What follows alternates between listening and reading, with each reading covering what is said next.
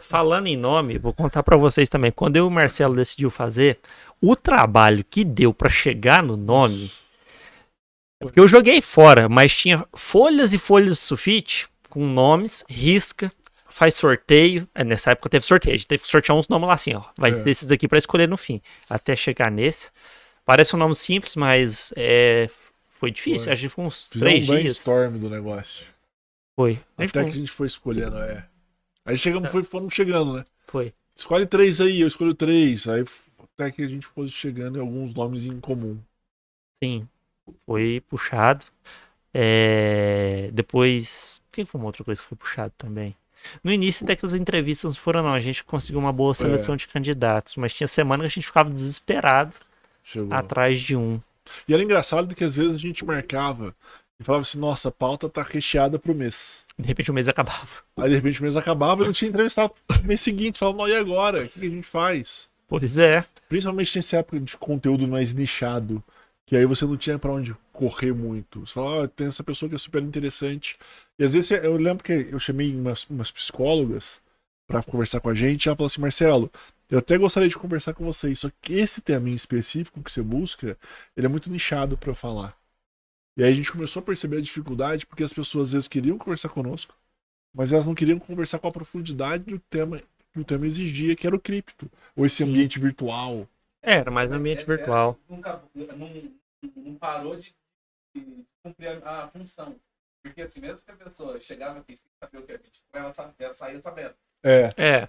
Então, assim, pessoas muito especialistas, né? Uhum. Que seja em tempo, todo esse mundo. Mas tinha pessoas que eram um pouco mais raso do conhecimento. Sim. Mas saíam com um pouco mais de informação, pelo menos, né? A proposta educacional se cumpriu por esse É. lado, sem dúvida alguma. Uma coisa que eu achei muito legal, e que eu percebi que é muito fera, assim, é o ouvir pessoas. O podcast, ele traz essa possibilidade. E a gente, claro que a gente tá com a... né, a gente vê os podcasts famosos, eles escutam as pessoas famosas com as suas trajetórias de vida, entre erros, acertos, causos e tudo mais. A gente trazendo essa proposta para uma regionalização, a gente também escuta muita história de vida bacana. É. Você vê o desenvolvimento da pessoa, como é que ela caminha, ó. Falando em Falando em chuva. Ela apareceu. Não sei se vocês estão escutando, mas a gente aqui tá. Se não estiver escutando, é porque o Fagner tá tirando essa parte do áudio. Ele é bom nisso. Se estiver escutando, é porque o negócio tá caindo mesmo. Tô até com medo de ter inundação aqui. Não, acho que nem as goteiras vão aparecer hoje, se Deus quiser. Se Deus quiser. Mas eu acho que ouvir história de pessoas que têm histórias legais e bonitas para contar também. Não precisa ser necessariamente um artista famoso para contar uma história boa. Tem muita gente boa que tem história legal, regionalmente, que é a proposta nossa do podcast, a gente tem encontrado pessoas que têm feito um trabalho excepcional, né? Em vários setores. Por exemplo, o último que a gente fez foi com a Sandra, contou uma história muito interessante. Teve um que me recordo também, que começou em outro setor, foi o Fabrício, que ele trabalhava numa empresa aqui na cidade, foi quando conheceu uma linha de produção e depois resolveu montar a cervejaria. Um que fugiu do tema cripto, mas foi muito legal, foi o episódio do Tadeu, que a gente falou muito de literatura. Sim. Muita coisa. Coisas que eu não sabia, autores que eu não conhecia. Acho que um que ele falou bastante foi, acho que Carolina de Jesus, se eu não me engano, que é uma autora.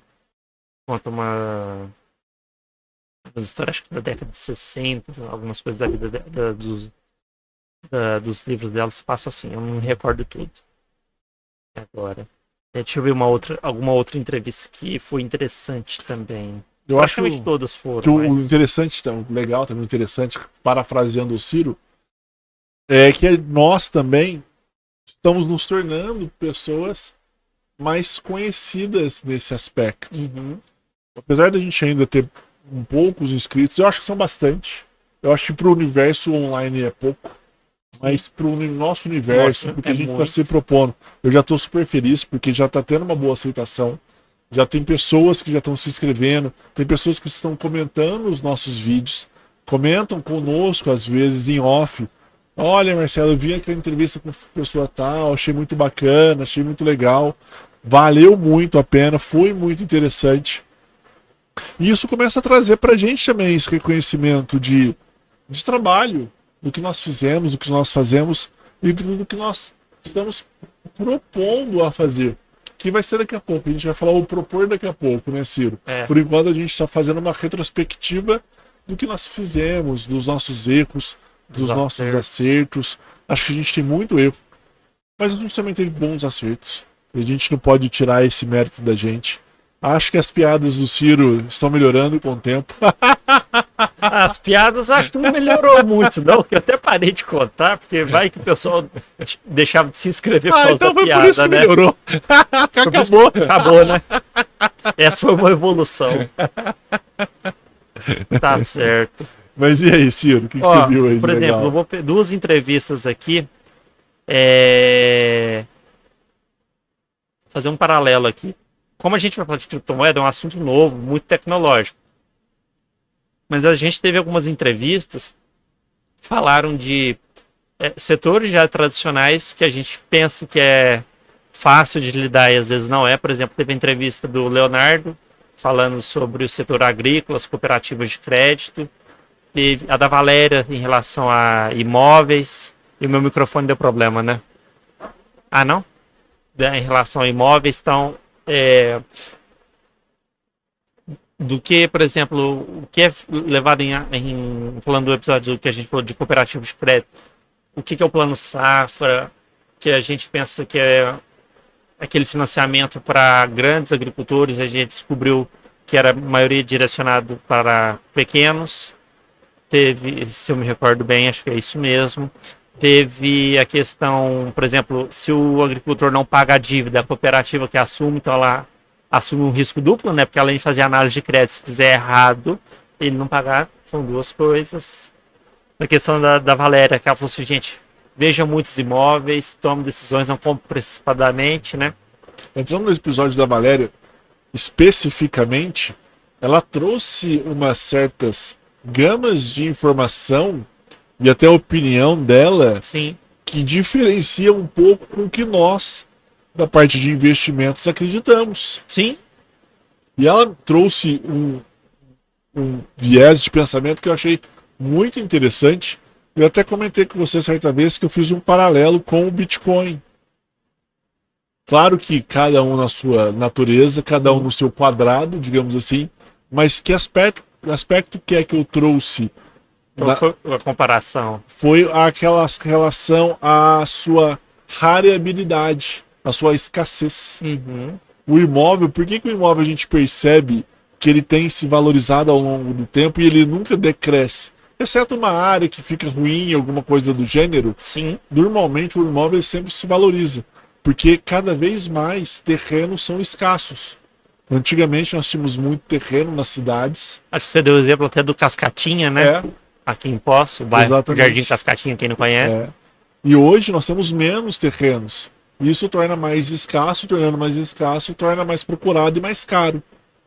Aí Sim. agora está tendo a verticalização, que é uma forma de tentar ocupar o mesmo espaço com mais edifícios, com mais apartamentos no local. E eu parafraseei com o Bitcoin, porque o Bitcoin também busca ser escasso. Sim.